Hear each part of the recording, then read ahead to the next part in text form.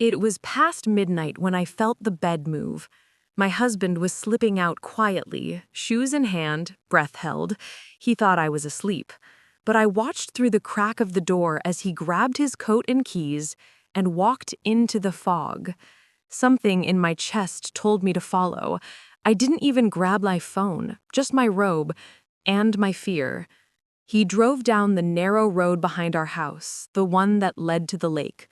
I parked far enough to stay hidden and watched him drag a heavy box from the trunk. No hesitation, no glance around, just a splash that tore through the silence. The sound didn't fade right. It echoed, deep and hollow. Then, from somewhere beneath the water, I heard something else, something that made my blood run cold. That night, I thought I was following a lie, but what I found was a secret breathing in the dark. My name is Nora Reed, and for the longest time I believed I was living the kind of life people envy, a glass house that gleamed from the outside but was slowly cracking within. My husband, Ethan, and I built our marriage on one simple promise: no children. We told everyone it was a shared choice, two people chasing careers, freedom, ambition. But deep down, I thought that one day he might change his mind. I thought we might. Then, about 3 months ago, he started changing in ways I couldn't name. Late-night phone calls that ended when I walked in, clothes that smelled faintly of smoke, though he never smoked, a distance in his eyes that no amount of conversation could bridge. That night, I woke up to the soft scrape of the wardrobe door. The clock on the wall read 2:17 a.m. Ethan stood by the mirror, fully dressed, buttoning his coat with hands that trembled just slightly. "Where are you going?" I asked, my voice groggy. He froze for half a second, then smiled. "Too calm?" "Couldn't sleep," he said. "I might take a drive, clear my head." A drive? At 2 a.m.? In the middle of winter? He kissed my forehead, told me to go back to sleep, and left. But the sound of the door closing didn't bring peace. It brought silence, a heavy, hollow kind. I slipped out of bed, pulled on my coat, and followed the sound of his engine fading down the road. The streets were empty, washed in fog and yellow light. I kept my distance, headlights off, heart pounding so loud I could barely hear the tires on the gravel. He drove past the city limits, toward the old quarry lake. The place people joked was bottomless. When he parked near the shore, I killed my engine and crouched behind the trees. The air stung with cold and the faint smell of petrol. Then I saw it. Ethan, dragging something heavy, a suitcase across the ground. The wheels scraped against the stones as he grunted, hauling it closer to the water. He stopped, looked around once, and then, without hesitation, pushed it into the lake. The splash shattered the silence. I pressed my hand to my mouth, frozen. The suitcase sank halfway, bobbed, then disappeared into the black water. Ethan just stood there, watching, his breath forming pale clouds in the cold. After a moment, he turned back to the car, calm, almost relieved, and drove away. I stayed, because as the ripples spread across the lake, I heard something that didn't belong to the night or the wind. A soft sound, faint, broken, rising from the water. It wasn't metal. It wasn't the lake. It was a cry. The fog hung thick over the lake, swallowing the moonlight. Ethan's taillights faded into the dark, and the sound of the splash still echoed in my head. I told myself to leave, pretend I saw nothing, but something inside me whispered, "Don't." I crept closer, The ground soft and cold under my shoes. My breath came in short bursts, clouds forming in the air. The water rippled where the suitcase had gone under. Silence. Then, something faint. A sound. Not metal, not waves. A tiny, broken cry. My heart froze. I waited, hoping I'd imagined it. But it came again, clearer, sharper, alive. I ran. The mud sucked at my feet as I waded into the water, whispering, "Please, no." The cold bit into my legs, but I kept going. My hands plunged beneath the surface until my fingers brushed something rough, a strap. I pulled. The suitcase fought back, heavy, sinking, as if the lake itself wanted to keep it secret. My arms burned, but I didn't stop. At last, it broke the surface, dripping and dark. The sound came again, soft, muffled, desperate.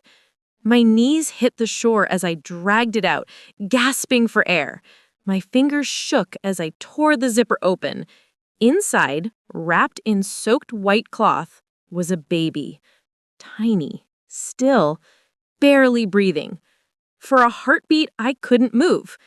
Then instinct took over.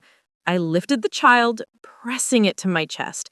It coughed, a small, fragile sound, but it was alive. Tears blurred my vision as I looked back at the lake. Ethan had thrown a living child into the water. And in that moment, I knew, whatever this marriage had been, it ended the second I heard that cry. I pressed the child to my chest and cleared his airway the way my mother taught me. 2 fingers, a gentle sweep, then rub the back. The cry sharpened, thin, alive. I dialed 999 with shaking hands. "Infant found near Maplewood Lake, breathing, very weak," I managed. I wrapped him in my coat and held him until the blue lights cut through the fog. The paramedic lifted him, clipped on oxygen, and nodded once. "Pulse is faint but present. You saved him." I followed the ambulance to A&E, answered questions with the safest lie I could hold.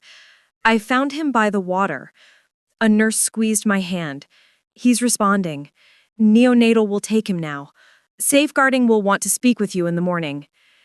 At 4:12 a.m., I stepped back into the cold, the smell of lake water still in my hair, and drove home before he noticed I was gone. I pulled into the driveway just before dawn, fingers still numb from the night. The baby was alive. That sentence kept me standing. Inside the house, the air felt damp and wrong. His boots sat by the door, mud caked thick at the soles. A green smear of algae streaked the mat. He'd beaten me home. I drove home before dawn, still drenched, the baby's cry echoing in my skull. Ethan's car wasn't in the driveway. For a moment, I prayed he'd gone anywhere but the lake. Then I saw it. Mud on his boots by the front door, a smear of algae across the mat. He'd beaten me home. The house was silent, but not the peaceful kind. I could feel him awake somewhere inside it. When I stepped into our bedroom, he was sitting on the edge of the bed, shirt half unbuttoned, staring at the floor. "Where did you go?" I asked softly. He looked up, startled. Then that smile, the same one he used whenever he wanted to rewrite the truth. "Couldn't sleep. Drove out for air." His voice was calm, almost bored. I watched the pulse in his neck, steady. He really thought I didn't know. The lamp cast a pale light across his face, catching the faint streak of lake water drying on his collar. I wanted to scream, but something colder kept me quiet. If I accused him now, he'd twist it into paranoia. He was good at that. So I nodded. "You should shower. You smell like the outdoors." He kissed my forehead. "You worry too much, Nora." Then he disappeared into the bathroom. The shower started, steady. masking the sound of my heartbeat. I crossed to the laundry basket and pulled out his jacket. The inside pocket was wet. When I reached in, my fingers found something small and hard, a pacifier. Pink, with a tiny bear on it. I stared at it, the edges digging into my palm. It wasn't mine. It wasn't ours. And yet it was proof enough. I slipped it into my robe pocket just as the water stopped. By the time he came out, towel around his waist, I was lying in bed, eyes closed, pretending to sleep. He leaned over me, whispering, "You know I love you, right?" The words brushed my ear like ice. I didn't move, didn't breathe. Because that was the moment I understood. Whatever he threw into that lake wasn't just a secret. It was the reason he'd never wanted children. And tomorrow, I'd find out why. I hid the pacifier under my pillow, listening as Ethan slips quietly back outside before dawn. The morning light felt heavier than it should. Ethan was gone when I opened my eyes again. His side of the bed still smelled faintly of the lake. I slipped the pacifier from beneath my pillow and turned it in my hand. The tiny bear on it smiled up at me, oblivious to the storm it carried. I needed answers, not guesses. Downstairs, his jacket was missing, but his laptop sat open on the counter. I wasn't supposed to know the password. He told me he kept work files there, confidential. But his reflection wasn't here to stop me, and secrets had already drowned in that lake. 3 tries, then it opened. Emails, folders, a string of messages from Mara L., the name I'd seen weeks ago. Subject lines that twisted my stomach. Ultrasound results, delivery plan, he can't know yet. I clicked one. The message was short, desperate. "Ethan, please answer. I can't keep pretending this didn't happen. I'm scared. The baby's due soon." A cold sweat ran down my neck. He hadn't just known. He'd planned every step. And there was a baby he wanted erased. I copied everything to a flash drive, closed the laptop, and forced myself to breathe. If he caught me, I needed a reason to have been downstairs. So I started the coffee machine, let it hiss and sputter, and poured a cup I couldn't drink. When the door opened, my pulse spiked. He walked in, sleeves rolled, smiling like a man who still owned the room. "Morning, sweetheart. Couldn't sleep again?" I smiled back. "You always do." He didn't hear the edge beneath it. After he left, I followed, keeping 2 cars behind. His taillights cut through the misty roads, the same route toward Maplewood Lake. Only this time, he didn't stop there. He turned toward the old industrial park, the one half condemned since last year's flood. He parked beside a rusted storage unit and disappeared inside with a duffel bag. My hands gripped the steering wheel until they hurt. I couldn't see what was in the bag, but something in me already knew this wasn't over. The baby was alive, and Ethan's secrets were multiplying. Aya steps out of her car, phone recording, as the door creaks open and a woman's voice echoes from inside. "Ethan, you said she'd never find us." My stomach flipped. I stayed behind the wall until his car finally drove off. Then I crept to the window. Inside, a single jacket hung on a chair, pale pink, with a hospital tag still attached. Alina V. I took a photo of it and drove home shaking. The name wouldn't leave me. When he fell asleep that night, I unlocked his phone and searched for Alina. A number popped up, recent calls, several texts deleted. I sent a message from my own phone before I could think twice. "We need to talk. It's about the lake." The reply came an hour later. "Who are you? Please just leave me alone. He already ruined everything. I just want my baby back." My hands went cold. My baby. I texted again. He won't hurt you. I just need the truth. No answer. So I traced the number through a reverse search, a flat on the edge of Manchester. The next morning, I went. The building smelled of bleach and loneliness. A woman opened the door, hair pulled into a loose knot, eyes sunken from sleepless nights. She looked like a ghost still trying to breathe. "You're not him," she whispered. "No, I'm Nora." I hesitated. "His wife." Her lips trembled. She stepped aside without another word. The flat was bare, one cot, a cracked mug, and a blanket folded too neatly. She sat, rubbing her arms like she was trying to stay inside her own skin. "He said we'd ruin his life. He said I had to end it, but I couldn't. I wanted my baby." My voice barely came out. "Alina, the baby? He's alive." Her head snapped up. "What?" "I pulled him out of the lake. He's in the hospital now, safe." Her face broke open. She covered her mouth, sobbing into her palms. "He tried to kill our son." The words hit like glass. Our son. I pressed a hand to my stomach, dizzy with fury. He said he didn't want children, not ever, and all this time Alina reached out, gripping my wrist. "You can't go back there. If he knows you found me, he'll—" But I was already standing, because for the first time since that night, I wasn't afraid. I knew what I had to do. Ethan had built his life on lies, and I had every piece of proof to tear it down. As I step out of Alina's flat, my phone buzzes. A message from Ethan. "Where are you? We need to talk. Now." When I got home that night, the house looked wrong. The lights were on, but the air felt stale, as if something was holding its breath. Ethan's car was already in the driveway. I hesitated at the door, my hand frozen on the knob. For a second, I thought about turning back, about driving until the road ran out. But I couldn't leave my laptop, the flash drive, the proof. I stepped inside.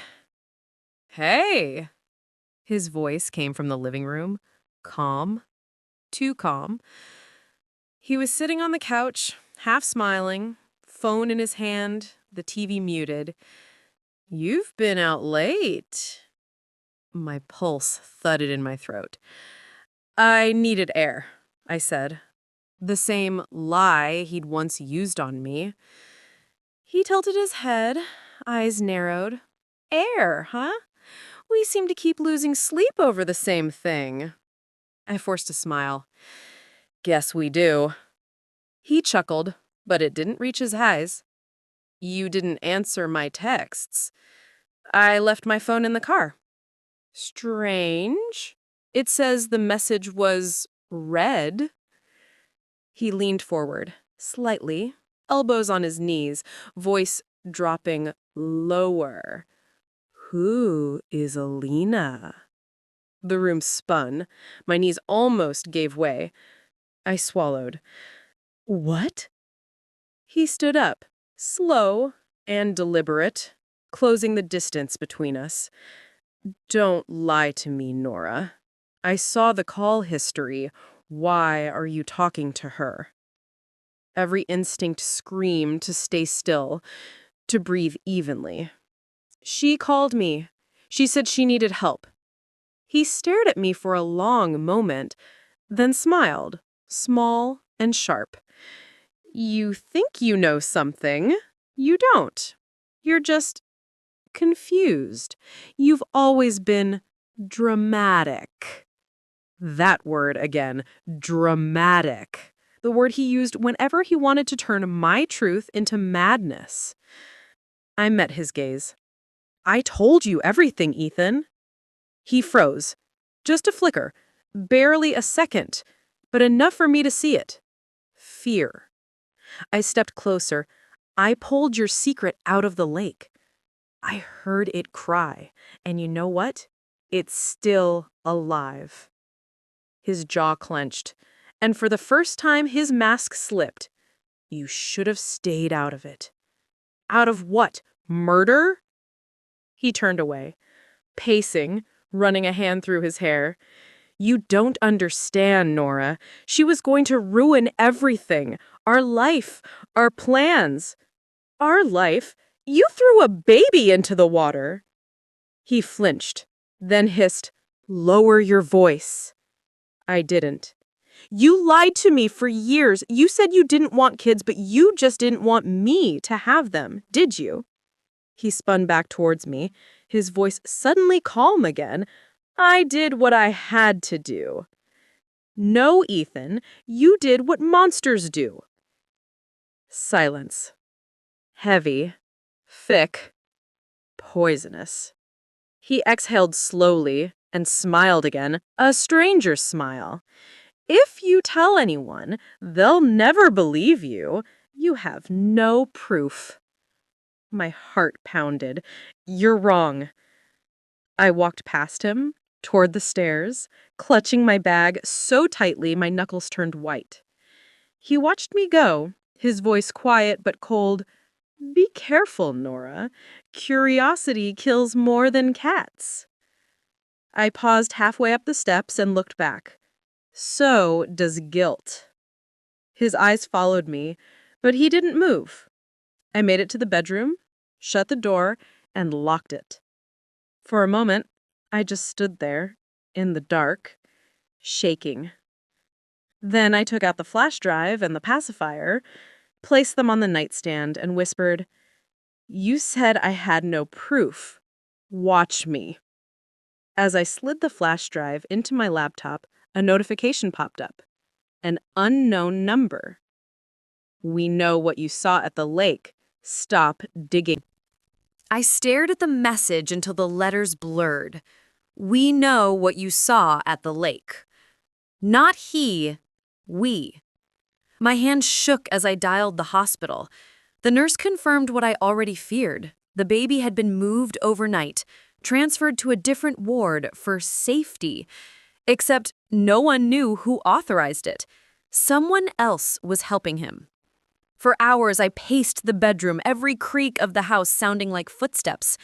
Then around midnight, I heard the front door creak. A shadow moved past the hallway light. Ethan wasn't alone. I slipped my phone to record and peered through the crack of the door. Two figures, Ethan and someone smaller wrapped in a coat. They whispered near the kitchen. I pressed my ear to the door. "It's done," the woman's voice said. "And she won't talk?" Ethan asked. "Not if she knows what's good for her." My breath caught. That voice? I knew it. Helen. His sister. She was supposed to live 2 towns over, a woman who'd never once called me family. And now she was part of his secret. I crept back before the floorboards could betray me. The recording kept running. When I heard the front door close again, I played it back, every whisper, every lie. This wasn't just Ethan anymore. This was an entire web. The next morning, I packed a small bag, slid the flash drive, the pacifier, and the new recording into my purse, and walked out as if I were heading to work. But I didn't go to the office. I went to Detective Calder, the one who handled missing person cases, the one Ethan thought I didn't know. When I handed him the drive, he listened without blinking. When it ended, he looked up and said quietly, "Mrs. Hayes, you need to go somewhere safe tonight." I smiled faintly. "I already am." That night, as Ethan sat in the living room sipping whiskey, police lights flashed outside. He turned, confused, just as I stepped from the shadows with the words, "You said I had no proof." The sirens cut through the quiet street. Ethan stumbled to his feet as the door burst open. 2 officers entered, calm and deliberate. Helen's voice screamed from the hallway as she tried to run, but the handcuffs found her first. Ethan's eyes found mine. "You did this." "No," I said softly. "You did." They dragged him out into the night. the same way he once dragged that suitcase. I followed them outside. The air smelled like rain and justice. As they shoved him into the back of the car, he shouted over his shoulder, "You think they'll believe you? You're nothing without me." I took a step closer. "That's where you're wrong. I was nothing because of you." The car door slammed. The sound was final, like a chapter closing. A week later, I returned to the lake. The water was calm again, rippling under the morning sun. I stood there for a long time, thinking of the cries I had heard that night, the sound that changed everything. I'd been getting updates from Detective Calder, short messages that kept me breathing. The baby had survived. A young couple who'd been on the adoption list for years had taken him in under protective custody. They named him Hope. I'd spent years thinking Ethan's hatred of children was about control, but it was fear. Fear of love, of responsibility, of anyone needing him more than he needed himself. He would never know that the life he tried to destroy had become someone else's miracle. I closed my eyes and whispered into the wind, "You'll grow up free, little one. And one day, maybe you'll forgive the world that almost took you." Somewhere out there, a child was alive because I didn't look away. I whispered into the wind, "You're safe now, and so am I." Then I turned and walked back toward my car, my reflection fading behind me. Life didn't go back to normal. It became something stronger, cleaner. The silence Ethan left behind wasn't empty anymore. It was peaceful. Because when I finally told my story, the world listened. But if you think the lake was the darkest secret I ever uncovered, wait until you hear what I found inside my husband's briefcase. Make sure you're subscribed to Voice of Sephora, because the next story will make you question what